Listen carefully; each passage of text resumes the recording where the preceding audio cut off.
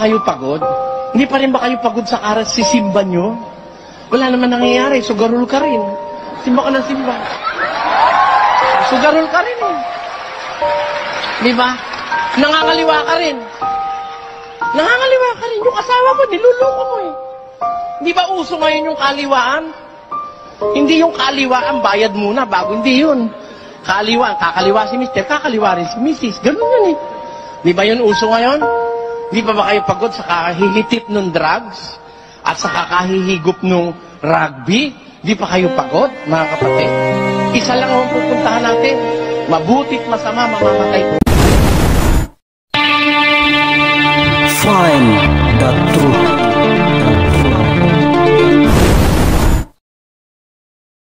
Mas natutuwa ang Diyos kung kahit may problema tayo, nagsisimba tayo. Yung kahit nakaganyan ka na lang, pero kumakapit ka pa rin.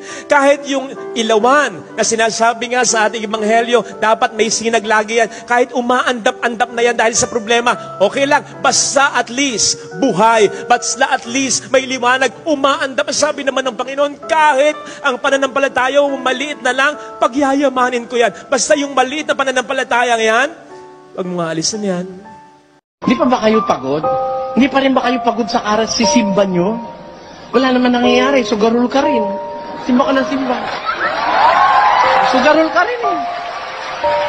Di ba? Nangangaliwa ka rin. Nangangaliwa ka rin. Yung asawa mo, niluloko mo eh. Di ba uso ngayon yung kaliwaan? Hindi yung kaliwaan, bayad muna bago. Hindi yun. Kaliwaan, kakaliwa si Mr., kakaliwa rin si Mrs. Ganun yun eh. Di ba yun uso ngayon? Di ba kayo pagod sa kakahihitip ng drugs? At sa kakahihigop ng rugby? Di pa kayo pagod, mga kapatid? Isa lang ang pupuntahan natin. Mabutit masama, mamamatay po. Pero bago tayo mamatay, it is better and it is wise to prepare for our future. Where are we going into eternity? Tayo ba? Mananatili ba tayo sa lupa? Hindi ka naman tutubuan ng akasya sa likod. Pag nakasitenta ka ngayon, swerte ka na. Di ba kapatid mo? Pagka nakasitenta ka, swerte ka. Eh ngayon yung 30 lang yung naninigas na eh. Kaya ako nananawagan sa mga kababayan Pilipino, hindi pa po huli. Baguhin na natin yung ating pananaw sa buhay. Hindi ho tayo mamananatili sa mundo. Hindi ho tayo laging habang panahon dito. Hayaan mo na lang sila yung gustong-gusto rito. Aalis tayo rito. And before we leave, we have to prepare for our destiny in eternity.